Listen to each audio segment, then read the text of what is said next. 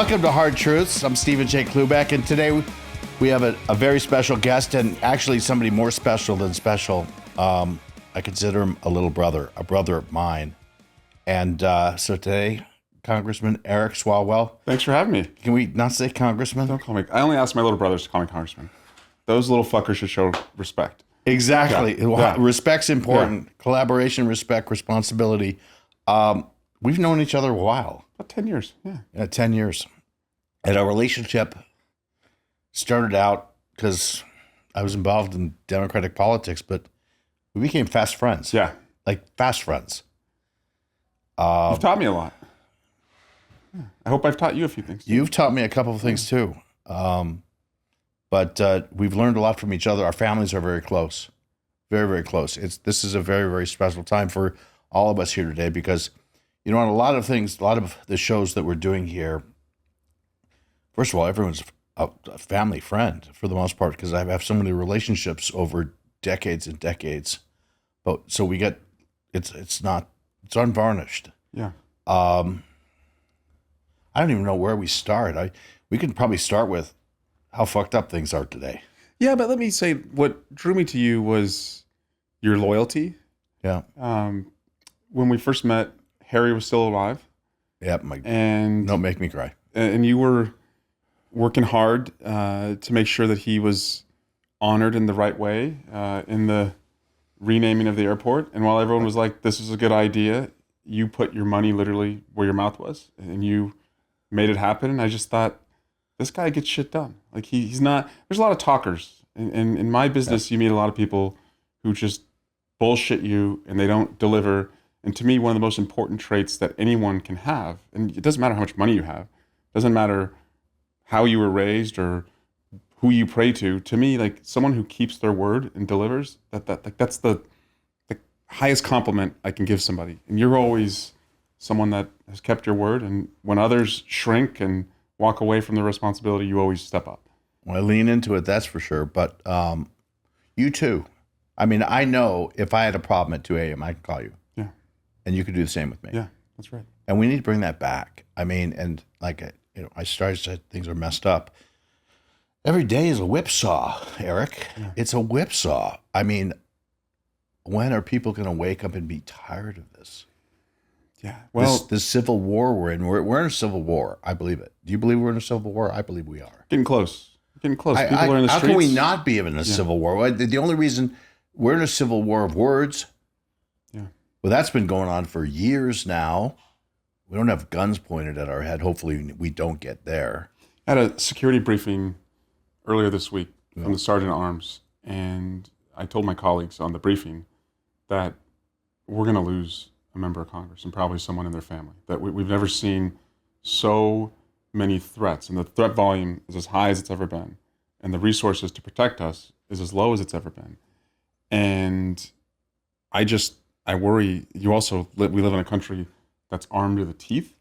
You have almost, no limits on firearms. And I just worry that we're in a summer of violence, as you alluded to. And so I ask myself, like, what can I do to not accept this as normal, like what we're in, and to fight it, but also not to escalate the rhetoric. And it's hard. Yeah, it's tough. You see what I'm saying? Yeah, because everyone is in this mindset of stoking, and you know that in everything that I've been trying to do, I try to mediate. I try to, make sure people don't talk past each other. I want everyone to do well. I mean, one of the things I've worked with you and even your family, and it's just how do you do better selflessly? I want everyone to do well. And I'm trying to find that sweet spot in the center, the way I grew up, because you didn't grow up when I grew up. I'm a little bit older than you. And California was just such a place of aspiration, inspiration, innovation. We're the sunshine, not just Sunshine State, but people just dreamed of coming to California. And we had the privilege of growing up here. I mean, we're born here, but grew up here. Yeah. But grew up here. Because we were so young, we grew up here. We were just as native can be. And that aspiration's gone. It's not affordable. It's not livable. It's not workable. It's not open for business. Laws on laws on laws. Regulations up the wazoo. And we've given everything away in California. When do you think this failed social experiment happened? Well, how did it occur? How do you think California got to the point of being so overregulated and that forgot about the customers of California? When do you think that happened? Well, first let me say I'm not going to bet against California because I think great people always come out on top. And California is made up of a lot of great people. Cream rises to the top. Just people bet against New York City during COVID, and it's as hot as ever. But for me, as a son of a cop, a brother to two cops, and someone who had Dianne Feinstein as an early mentor. That's amazing. She's a great One leader. of the first things she told me when I got elected was, Eric, you may have 100 things you want to work on legislatively, but your primary job, your most important responsibility is for people to feel safe. And if you don't make people feel safe, she said, you can't work on anything else. And I would say the local failures that I've seen were in San Francisco and in Alameda County as it related, to public safety over the last 5 years. I don't live down here, so I can't speak to LA, but going in this direction where you're not going to prosecute crimes and you're not going to let the police do their job. And what happens is the retail centers are being overrun by, retail theft gangs. You go to the store and you work your ass off, and you go to the store in your community and you've got to push a button because everything you want to buy is like behind plexiglass. And There's no way to live. There's no way to live. It's not. And to me, this is what frustrates me is you get pulled in one of two directions. Like either we have like complete criminal justice reform and you don't prosecute anybody and you take away the law enforcement's ability to do their job, or you lock up everybody and everyone's a suspect and you treat them that way. And to me, like there's somewhere in between. So why not have, why not invest in rehabilitative programs for people who are addicted? Why not treat the homeless and actually give people more rights to as family members to advocate for the homeless? But if you hurt somebody, to me, we should bring the full weight of the law on you. So you can do both. You can have criminal justice reform and be sensitive to concerns in the community, but also have police doing their job and attacking violent crime. And what I saw in San Francisco and Oakland was completely leaning in on taking away law enforcement's ability to do their job. And we saw what happened. Both cities were not seen as safe. You got Gascon. Doesn't that sound familiar? Gascon. Yeah. Gascon's legacy is it's okay to assault a police officer in what world? You got family members in the business. I grew up as yes officer, no officer, respect for officer. You don't do that, and you don't steal. Right. We do have an 8th commandment: "Thou shalt not steal." $950? No, how about zero? So I led the recall effort in Alameda County, where I was a prosecutor. Right. They elected a defund the police prosecutor who was not going to prosecute as a policy most misdemeanor crimes, would not charge gun enhancements, which gave prosecutors the ability to really seek justice when somebody used a firearm. She didn't, across the board, would not charge a gun enhancement, would deal triple homicides for 1 count of voluntary manslaughter. So someone who would face their entire life in prison would get out in 8 or 9 years. And so the community was outraged. And what frustrated me was that almost no elected Democrats in my district were willing to speak out against her. Now, when I led the recall and I endorsed the recall, which was successful, many of them privately were thanking me that I did it, but they were just so afraid that they would be attacked as, against criminal justice reform. And I was like, you're not against criminal justice reform. You're against crime. So what I see it, the way I see it is this, because they have to speak out. They would actually do themselves a service if they're speaking out, because they're representing the customers of California, the customers of their community, and they don't want to enforce misdemeanors. Those are our laws. Right. And we have the same thing on the opposite side, where we've got Trump and the mafia of Trump violating every law. Right. I mean, violating our Constitution. We haven't changed our Constitution, have we? Did I miss something? No. But do we still have an emoluments clause? We do. And I want to tell you, I talked to a friend of mine yesterday who's a judge in the Bay Area, and he just called to check in on me to see how I was doing. He knew about all the threats we'd been receiving.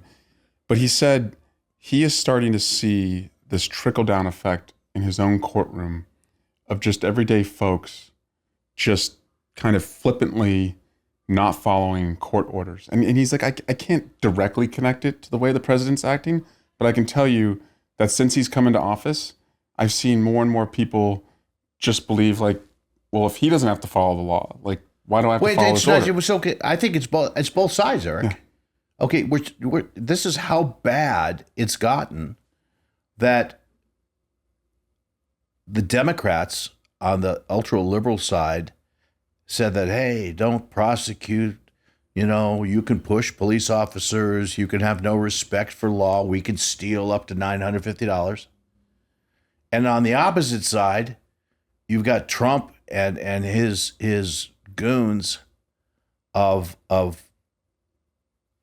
thieves who don't want to earn a living wage, an honest wage. They don't want to earn an honest wage.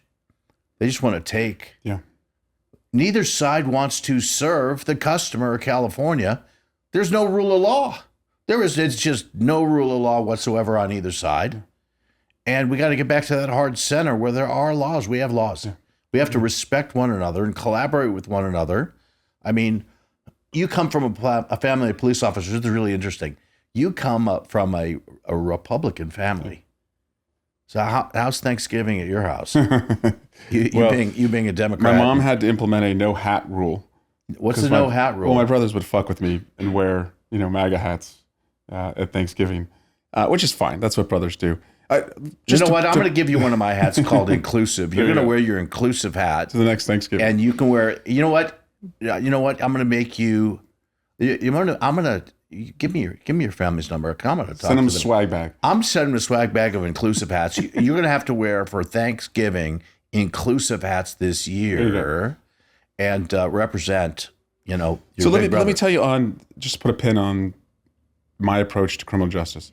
I also believe that when a cop fucks up and dishonors their oath, yep. You have to call them out. Yeah. When I was in the office, I came up in the Alameda County DA's office at a pretty consequential time in Bay Area history because I was there when a BART police officer killed Oscar Grant. And you probably remember the horrible image. He was on top of him, and Grant's hands were behind his back, and the officer shot him in the back. And our office prosecuted that case. And it wasn't easy. Law enforcement officers were upset, but my boss who made the decision was like, look, when they mess up, we have to hold them accountable. And that's why I think there is a great big center where most of us live, which is you prosecute crimes and you hold cops accountable when they mess up. And 100%. You can do both of that. So going back to my family, so my dad was a cop, and he got taken out to Iowa by my mom. She was born in South Dakota. Yeah. Had an opportunity to be a police chief. Yeah. A town of a couple thousand, a police department of 9 sworn officers. But he was a police chief, and he was 33 years old. And so my earliest memory was my mom and dad at night for a couple weeks talking about my dad getting fired. And I didn't understand because I was 6, what they meant. I thought like literally he was going to be thrown in a fire. So I remember being scared, and that's why it's such a long-lasting memory. But what happened is that he came in and they thought they were getting this California trained cop in this, kind of small town environment he brought the 911 system to them. They didn't have 911. You couldn't call 911. He brought new methods of training. And so he kind of upgraded the force. But what he did that they didn't like was he enforced the law.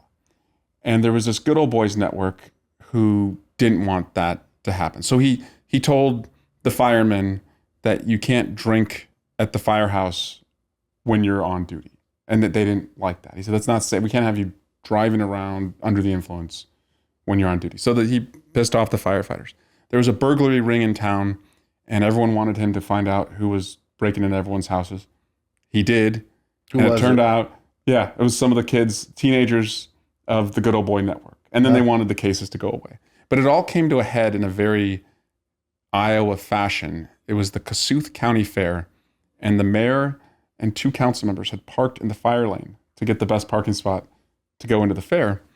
And another officer contacted my dad and said, hey, these guys say they can park wherever they want. They're on the mayor. It's the mayor and the city council. What do you want me to do? And my dad said, give them one more warning. And if they don't move, you got to ticket and tow them. And they wouldn't move. And so my dad had them ticketed and towed. And at the next, that sounds like, that's a Cloobeck move. Badass. That's something you would do. I've seen you do it. 100% a badass. So that at the next city council meeting, the mayor calls my dad to the carpet and says, at an open city council meeting, if you don't reverse these tickets, I have the votes to fire you. My dad said, I'm not reversing the tickets. Good. So he fought him for a couple weeks, refused to do it, and my dad got fired. And so we packed up our little family. We moved out west. That's how I became a Californian. He hates when I tell the story because to him, he's just a man who lost his job. And it was your dad's a bad motherfucker. He's a badass. You know what? Now I know where you get the little that from. Now I get it. Yeah. I get it. So Stephen, I feel guilty that I, for many years, just assumed, and maybe this is like the lawyer brain in me, I assumed there was like another side of the story, right? Like, yes, I'm sure he did the right thing, but I'm sure there was another side of the story. That's how a lawyer thinks. So when I ran for president, I knew I'd be spending a lot of time in Iowa. Yeah. And so I researched this story because I figured I might be asked about it if it was like a well-known story. All of the papers that I read, including the Des Moines Register, like the paper of record in Iowa, could not believe how nakedly transparent the mayor and city council were, and backed my dad all the way. So he told it to me exactly how it happened. And to me, the lesson there was you have to be willing to lose your job if it means doing the right thing. And he was. Well, and he never would be a police officer again. And it killed him. What's that? It just like kills him that he could never be a police officer again. And you know what? Bravo, because you have to have integrity. And he has got that. He has good character. He's got integrity. And you always have to be willing to lose that job to do the right thing. And I have no fucking idea. I think I do, how we got to where we are today. Because I think the candidate we Democrats, our big tout, put out there was just so tone deaf. No EQ, no IQ. Because we should never have lost to what we have before us today. Yeah, I mean, I'll also say not ideal to have a 100-day runway. And frankly, we should have had a primary. I think voters are pissed off that we did not. I'll tell you this. Yeah. I say this. I don't know how well you knew my adopted dad, Harry. Yeah. If Harry was live, Harry would have pushed for a contested convention. Yeah. And he would have had the fight of fights to show the cream rising to the top of our party rather than having battlefield promotion. Okay? She was weak in 19. She really did nothing as vice president. And, she couldn't even handle the border. other than going once, but not getting anything done. She's never signed the front of a check. But I think And all of she that, was put in a really hard situation. But I'm not saying anybody other than we let it happen. We let it happen. We all have to take responsibility for this, including myself. I didn't yell loud enough. I didn't yell loud enough. So that's what it's got to come down to now. And we have to, as Democrats, grab our brass balls, and those that don't have them, get the fuck out of the room. We have an opportunity to save this train wreck. Like it was a major setback losing last November. A major fucking setback, right? And I see it as democracy essentially sits on four legs as far as being protected from fascism. So you have a check by Congress that's built into the Constitution. You have independent courts. Yep. You have a free press. Yep. And you have the town square full of people. Yep. The check by Congress is gone. There's no check by Congress. It's a rubber stamp. It's a co-signing of what he's doing. So it's sitting on three legs, and a table can sit on three legs. The other three, the press are still fiercely covering this guy, many of them. The courts, he's getting his ass kicked there. Trump judges are throwing his cases out. And the town squares are full. The No King's Day rallies, over 2,000 rallies, 6 million Americans, biggest rally weekend ever. So to me, if those three hold, we can get to the midterms. We need to win 3 seats in the midterms. Get the majority in the House. And then now you have all 4 legs. And then you have to really hold on tight over those next 2 years as we go into 28. Well, can to we just make sure we have can we get away from, in our big party, of using just caustic language of oligarch? It went from millionaire, billionaire to now oligarch. Can we stop this? What is wrong with people doing well and everyone else wanting everyone else to do well? Why is there such this hard line in the Democratic Party of not embracing everyone's success? Why? We should root for success. And I say that as a kid who grew up living in 13 different houses. I went to 11 different schools before I graduated high school. And my parents would tell anyone who said that as Republicans, they were voting against their interests. My mom would tell you, my interest is in not being poor. My interest is in being rich. And I think too often we're seen as champions of the middle class, but keeping you pinned in the middle class.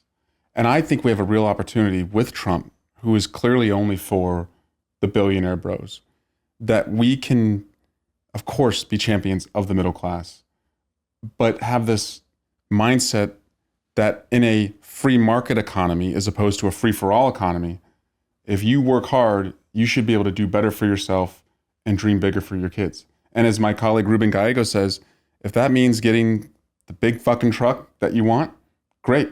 Like that's the American dream. If that's what you want, you should get it. That's right. And if you want to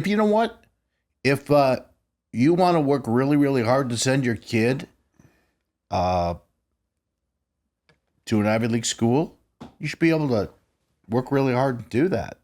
That's the American dream. And if you want to buy a Rolex, go buy a Rolex. And if you want a second house, great. If you want to take your kids to Hawaii, you should be able to do that. And not feel bad about it. No, you should embrace it. And you should then help your neighbor do the same if they want. That's where we serve and they want to be served. That's the big difference between us and them.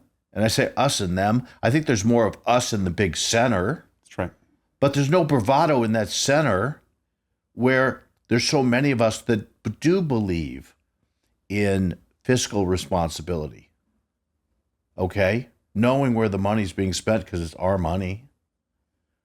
There's so many of us that believe in executing on what you say you're going to do and enforcing our laws and living within our laws. Right. pretty simple concepts.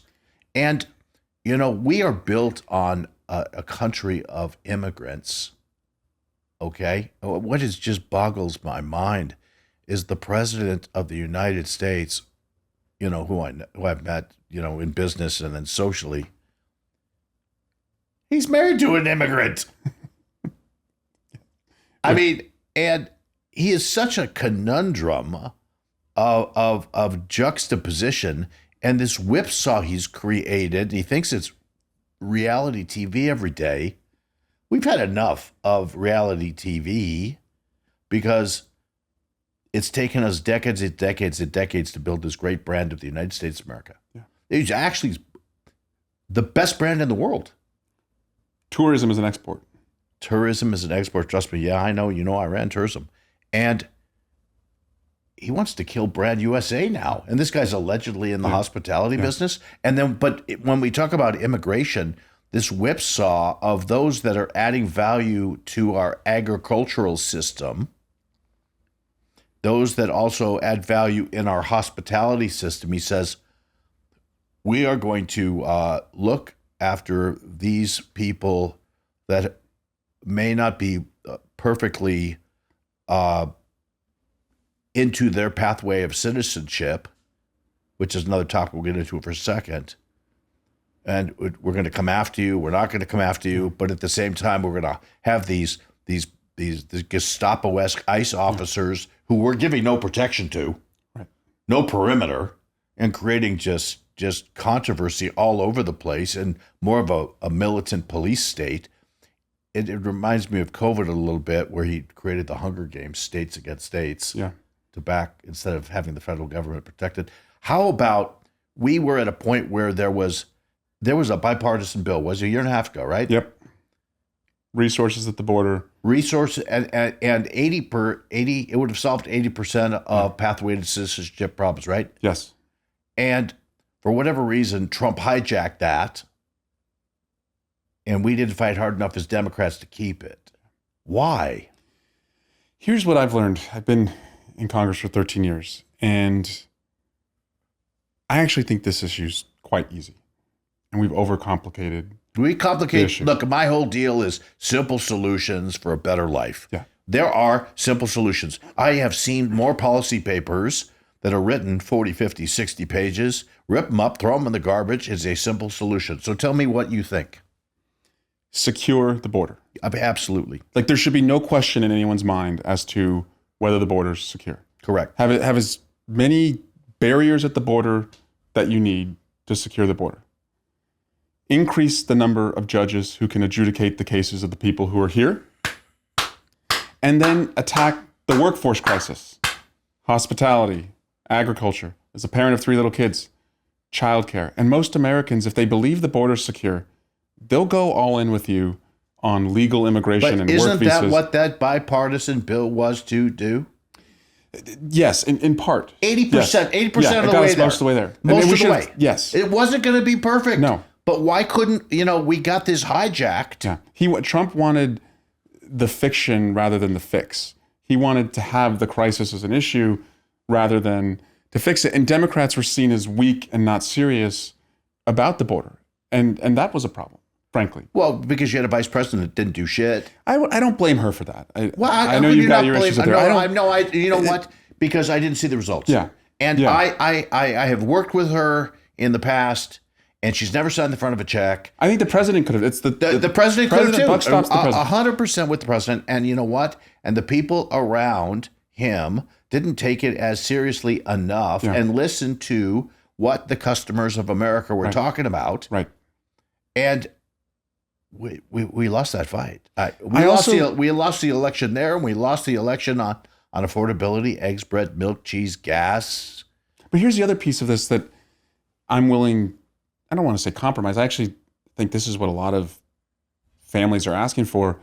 We have fought so hard for a, quote, pathway to citizenship. And Republicans, and I don't know why they approach it this way. They think we're just trying to import new citizens who will vote for Democrats, which completely ignores that. Like, we're losing Latino voters, by the way. But the truth is, if you attack the workforce crisis, a lot of folks who want to work here, they're not even asking for citizenship. And so you could attack that crisis with like long-term work visas, make sure they're paid what they deserve to be paid. But I think these folks are paying into our this. Social Security system, and they're paying into our Medicare system, and they're not gaining the benefits of this. Okay? So they're actually added value. We've lost the messaging as Democrats. They're accretive to us. They deliver and produce our food. They are there to serve us. And by the way, our president would have probably no one working at Mar-a-Lago. Right. Yeah, you want to check his W-9s? I don't know if I you know forgot this. he doesn't. He won't release his tax return, so I'm sure he's not going to release his W-9s. Does he? I would love somebody. I would love somebody to go in. Let's go raid Mar-a-Lago and check W-9s. I'm going to check all the W-9s at Mar-a-Lago. Okay? I want to know if he's ever paid cash to somebody working at one of his golf courses. Do you think he tips when he plays golf? He cheats when he plays golf. I know when so he certainly cheats, doesn't he's tip. a cheater. But my district, I don't know if you knew this. You should if you're running for governor. 40% of my constituents were born outside the United States. That's one interesting data point. What's really interesting is that of the 435 congressional districts in the country, we are the 8th wealthiest district. No thanks to me. I'm not contributing to that wealth.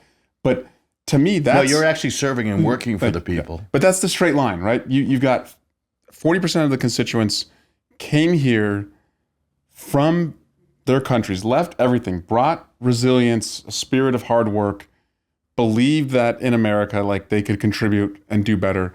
And they created the 8th wealthiest congressional district. That to me is the argument for getting this right. We all do better. My grandfather came in the early 1900s. I am a product of immigration. He came here when immigration, and this is what I want to bring back. Can we bring back sanity and humanity? Let me ask you about, I'm hearing, so I'm again, law enforcement upbringing. When I saw these ICE officers at first roaming our communities, masked, I figured they would just say, well, that's an officer safety thing, etc. And it occurred to me, there's no other force in America that regularly is in our community doing routine operations masked. They're not doing SWAT operations against like armed and dangerous individuals. They're going to car washes. They're going in, to farm fields. And I didn't appreciate, I don't think at first, how much that bothers everyday people. Well, let me tell you this. So I became very, very close to the folks at ICE and Customs and Borders. And I became very close to those at the State Department when I ran tourism in the United States because I spent the time. And I toured our ports of entry to understand what we do. And America does a great job of protecting our borders. As a matter of fact, if we find somebody that gets deported, people were under the false impression that we as Americans paid for it. No, it was the airlines that allowed them to come in. Yeah. So we did not even pay for it. Right. And when I created the Tourism Department of the United States, I said to all the officers, I said, look, I understand what you do. And it gets a little mundane at times. I said, can you like smile and say, welcome to the United States?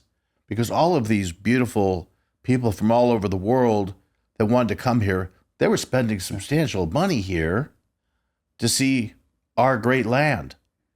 And, we did an analysis where those in Europe spent about $1,000 a week, and in Brazil was $2,000 a week, and in Asia, they were spending $4,000 a week.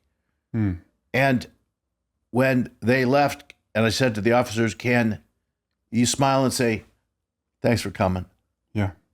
And we had to retrain the officers because they came from a militant leadership style. Yeah. And we had to totally work really hard on this.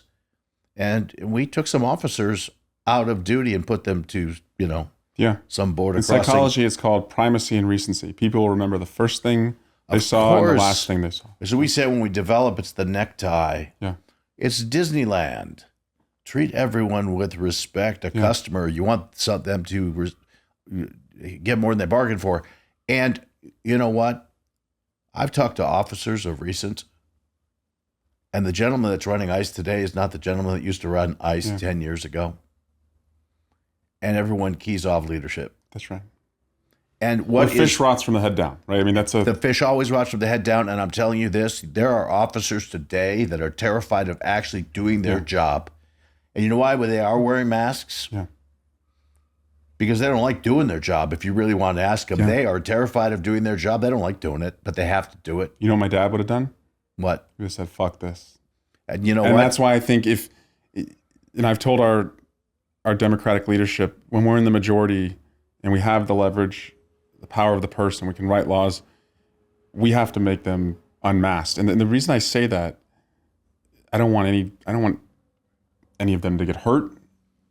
But I sincerely believe if they had to conduct themselves the way that every other officer in America goes into the community, they're not going to do it. So you know what they're actually acting as? Yeah. Cartel members. That's what because cartel members wear masks. That's what it looks like. And I don't want that for them. You know what? But they are arresting anybody and everybody because they have quotas, because it's being run by a quota. So you don't run based on a quota system. Right. Where is the sanity and humanity? But I think if they had to show their faces. But how can we absolutely rough up American citizens? Everyone, it's funny. In America, you're innocent till proven guilty. And it's different in Mexico. You're guilty until proven innocent. Doesn't it seem what makes like us special? Well, guess what? Sure seems to me that people are guilty now till proven innocent in America. When did that change? Yeah. Did you guys change that law in Congress? No. Because it seems like you did. No, we have a mad king who's trying to. Wait, we have a mad king, but what are you guys going to do about it? When are your Republican brethren going to get their set of balls and start protecting their constituents? I forget. Yeah. They won't even go into the districts anymore because you're going into their districts. They won't hold Tell me how halls. you're doing that. How can these people not go into their districts and you are taking... how many other congressional leaders are doing this? Yeah. What you're doing is fantastic, by the way. Thank you. They don't have the balls to go face their constituents, so I'm going to go do it. So I'm going to... Tonight, I'll be in Mission Viejo in the 40th Congressional District. I was in Tampa a couple months ago. I was in Folsom in Kevin Kiley's district last month. And so I'm going to keep doing it. I have constituents. Placer County. That's right. You know a thing or two about that. Placer County. I did a town hall in my district last month. Yeah. And I think I have license from my constituents to do this because they recognize that unless we're in the majority, that all of the issues they have at our town halls can't be addressed. So I'm grateful to them that they allow me to do this. They almost invite me and expect me to do it. You're looking like the congressman to the congressman in California. And you know who shows up? A lot of Republicans. And what I do in the very beginning... No, you know what? Eric, California's so unique. Yeah. We're Californians. We got California values. California is so different. This, when I see some of the silly stuff in California, there is like 68% of us. I've even done the poll. 68% of us. We have California values. We got California Riz, as the kids call it today. And there's some of us that know the assignment. We actually get it because we grew up this way. We're not going to forget. But then you got some like militant assholes like Sheriff Bianco that's running around California, running for governor. Yeah.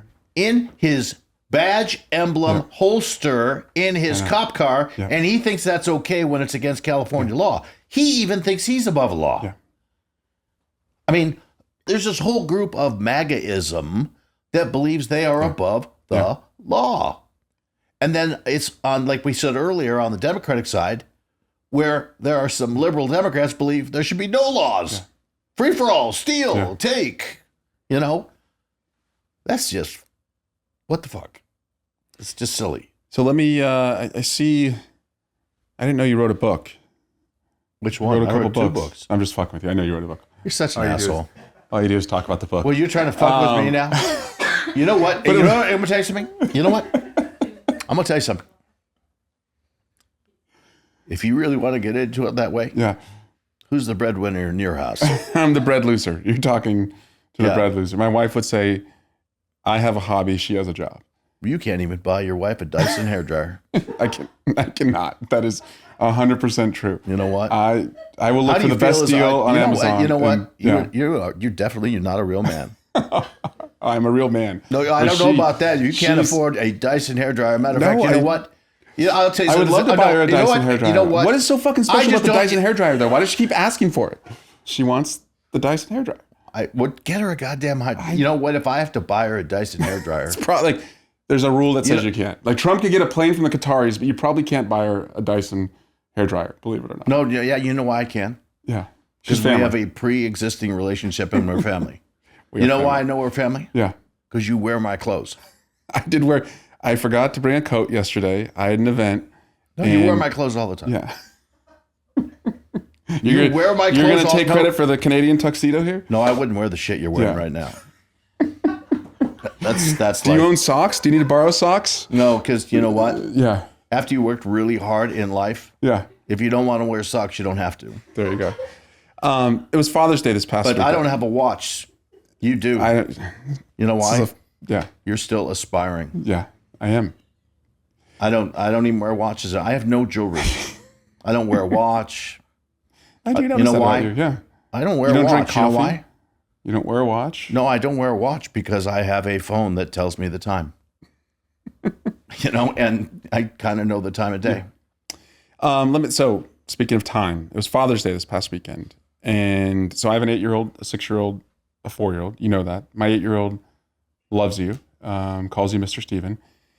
And I guess what impresses me is every time I'm at your house, you are in the kitchen, like making the meal for all of us. And you always tell anyone helping that like you've gone from busboy to the boardroom.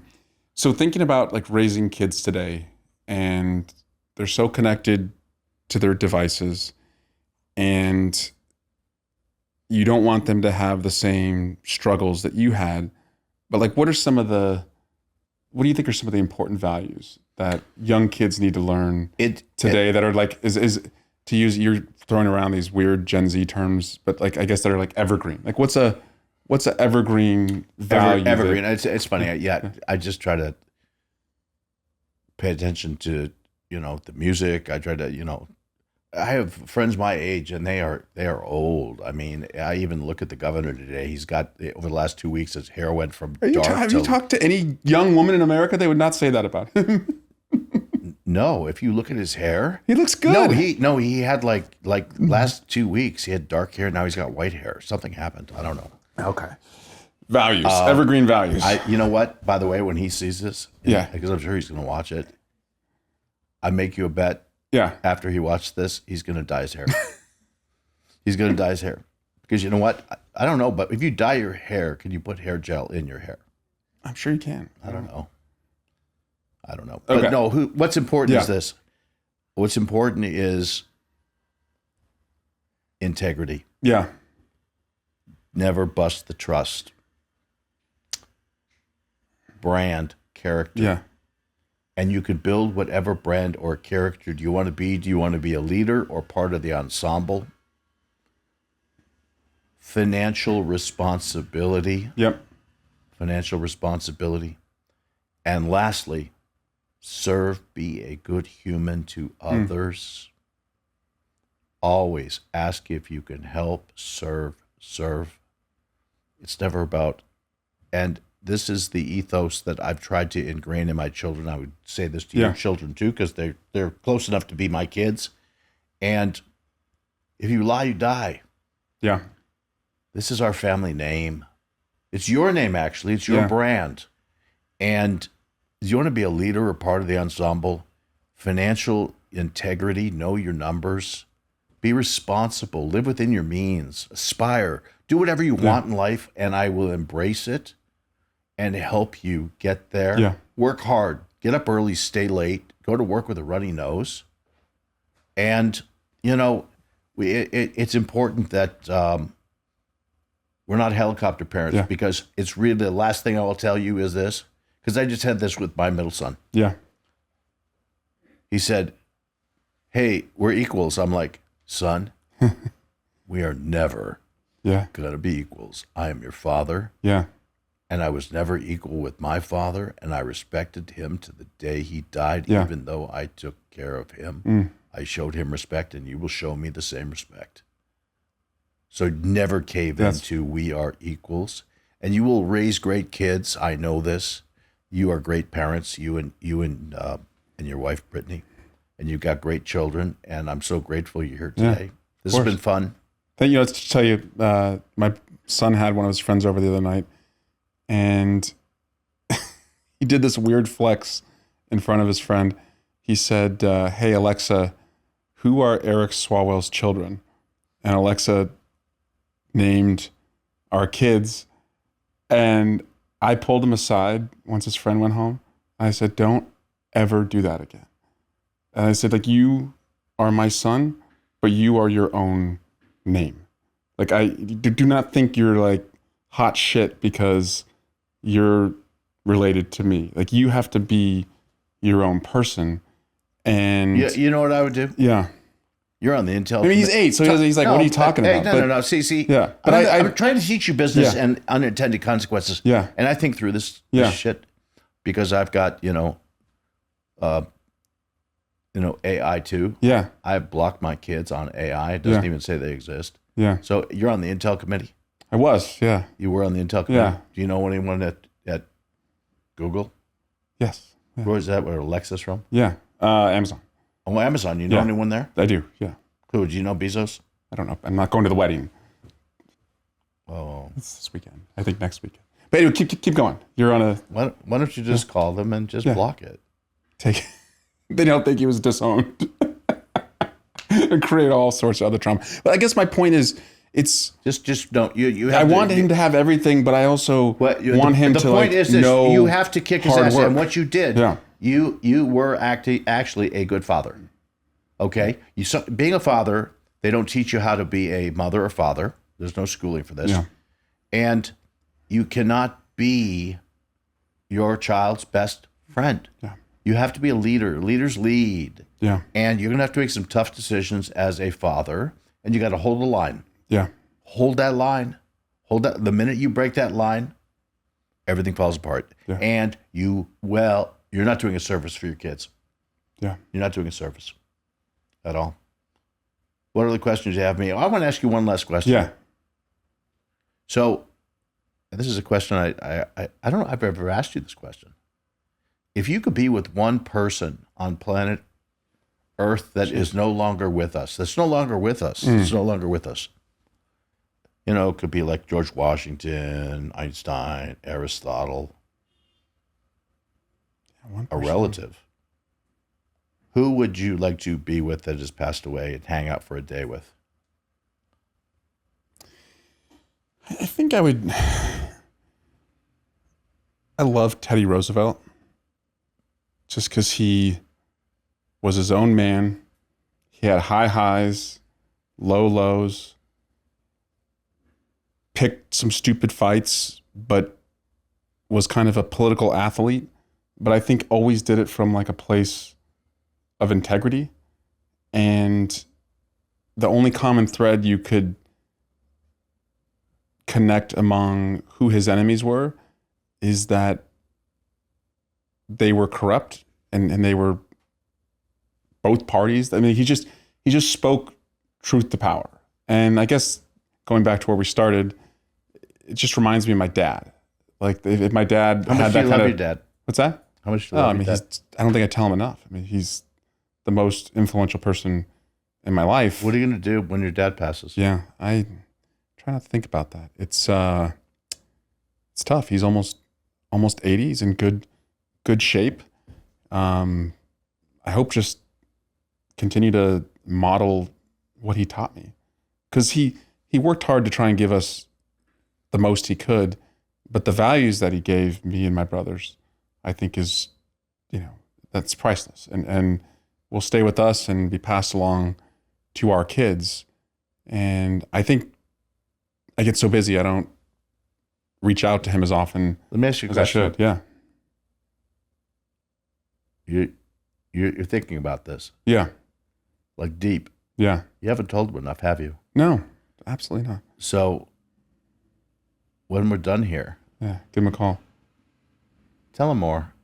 Yeah. You're about ready to cry. It's, well, he's You- an impressive guy. This is what, but Yeah. look at you. You Yeah. have not said Yeah. this enough because I know I Yeah. just Yeah.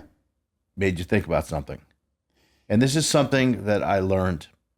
And this is, you know how special my father was with Yeah. me and how special Harry Reid was with me. Yeah.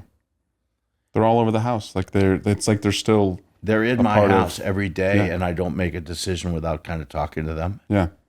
And I listen to them, and their voices going, "You're still out of your mind, Stephen." Yeah. In a good way. But so I just give you one brotherly piece Yeah. of advice: spend more time with your dad Yeah. because you're so busy, Yeah. and there'll be a day where you'll go, Why didn't I do more? "Uh huh." All right, man. Well, it's been fun. California.